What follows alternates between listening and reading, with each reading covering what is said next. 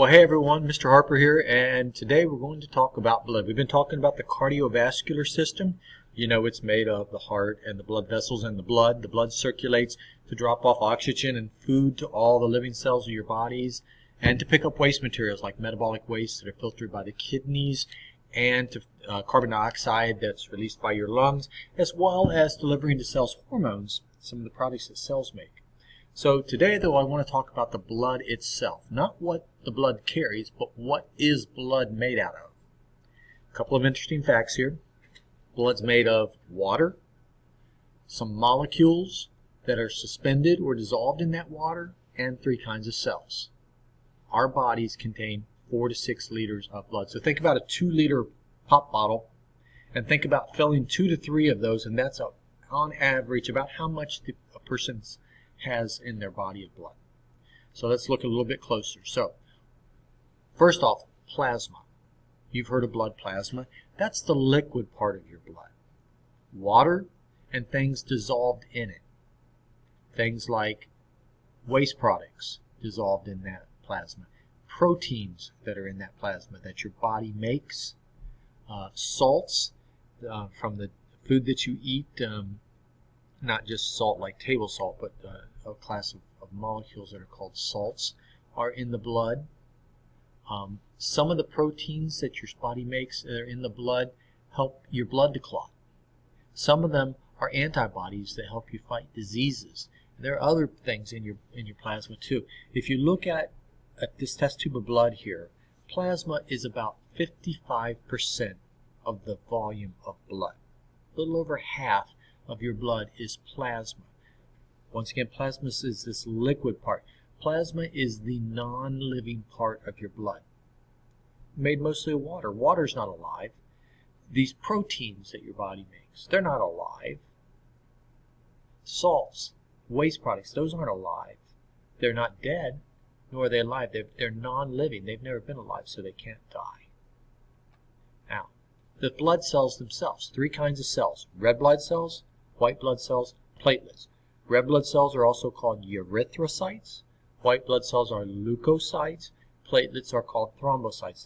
That's their fancy name. Now if we go back a slide, oops, wrong way, to here, white blood cells and platelets together, the leukocytes and the thrombocytes, make up less than 1% of your blood. The red blood cells make up about 45%. So you can see that the white blood cells and platelets are a small portion of your blood compared to the red blood cells. Your cells, the platelets, the white blood cells, the red blood cells, are the living portion of your blood. They are not a liquid. The plasma is a liquid. The cells are solids that are suspended and floating in that liquid. Okay, the liquid of the plasma. So once again, here they are. Here's your blood vessel. 3 walls of a blood vessel there. Don't worry so much about those. But these discs here, these red discs, those are red blood cells. They're called a biconcave disc. It's kind of like a donut without the hole punched all the way through, a disc, if you will. The platelets are these little small pieces. And these larger cells that are purplish, clearish, those are the white blood cells. So let's look at what each one of these cells do. Red blood cells first. Red blood cells have the protein hemoglobin. We talked about hemoglobin in class today, those of you who had class today. Hemoglobin is a protein that lets the red blood cells carry oxygen. Interesting fact, 1 drop of blood, over 260 million red blood cells. We have many red blood cells in our bodies. If you think 260 million, 1 drop, and you have 4 to 6 liters of blood. They live on average about 110 days. So your body is constantly making them as they die. Today, you made about 200 billion of them because 200 billion are dying. You need to replace them. Remember back to when we talked about the skeletal system, bone marrow, red bone marrow is making bloods, and this is what's made there, the red blood cells, the white blood cells, the platelets. In that time of 110 days that they live, they make about 40,000 trips through your body, through the heart, to the lungs, back to the heart, out to the body, drop off oxygen, back to the heart, back to the lungs, and over and over and over it goes. They make about 40,000 trips in those 110 days. Now, anemia. Anemia is a medical condition when your body cannot carry enough oxygen. There's a problem with the red blood cells. It could be that you just don't have enough red blood cells at all. Or maybe the hemoglobin, the part of the red blood cell that carries the oxygen, is not working correctly. It could be that the iron deficiency, we talked about this a little bit in class also today, because a part of hemoglobin is iron, and without enough iron in your body can't make enough hemoglobin, and if you can't make enough hemoglobin, then you can't correctly carry oxygen. People with anemia, they get tired easy. They're cold. They can have trouble clotting blood.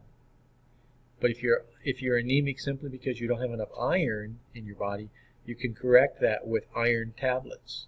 It better correct your diet. And then if you have more iron, then you can easily make enough hemoglobin if that's the issue. And then you'll be correct anemia. If you have a low red blood cell count, that's not nearly as easy to correct. But there are other types of anemia that are genetic. Here's one that's genetic, sickle cell anemia. It's still anemia. You can't carry enough oxygen, but the reason why is genetics. You're born with this disorder. Instead of your red blood cells being shaped like this biconcave disc, like that donut with a hole, kind of a half hole in the middle, your red blood cells, some of them are shaped like a sickle or a crescent moon look, and this is what they look like.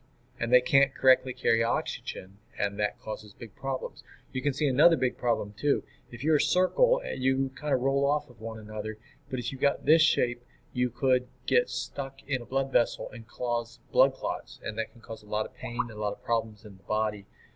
People that have sickle cell anemia, there are medications that can help treat the symptoms, but unfortunately, thus far, there's no cure for sickle cell anemia. So anemia, you can't carry enough oxygen in the blood. So that's red blood cells. Let's look at white blood cells. White blood cells don't have hemoglobin. It makes them more transparent in color.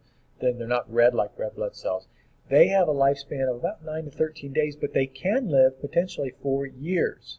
Their job is to fight infections. There are many different kinds of white blood cells that play different roles within our immune system, but they all, in one way or another, they serve to fight infections. And if you have a big infection and they fight the infection, just like any kind of a war and soldiers, people die. Well, white blood cells can die, so they might live for a very short period of time if they're fighting infections, or they might live for a much longer period of time without having an infection in the body. So they could live longer, but their average lifespan is only 9 to 13 days. And if you're fighting an infection, the number of white blood cells you have in your body increase drastically, 3 to 4 times as many. And one test that doctors will do if they suspect that you have an infection is they will look at your blood, they'll draw some blood, and look at it under a microscope and see how many white blood cells do you have. And if you have what they call an elevated white blood cell count, then they figure, hey, there's some kind of infection going on, and then they can start to do more tests to try to figure out what that infection is. White blood cells are unique. They're the only blood cell in your body that can leave the bloodstream. They can leave the blood vessels, and the reason why they need to do this is if they're fighting infections, they need to go where the infection is. Here is a microscopic picture. It's been colorized, so these aren't the normal colors, but it's been colorized. This is a white blood cell, and it is literally moving and has sent an extension of its cell out here to attack this little guy, this green guy, a bacteria that is going to try to attack and engulf and destroy.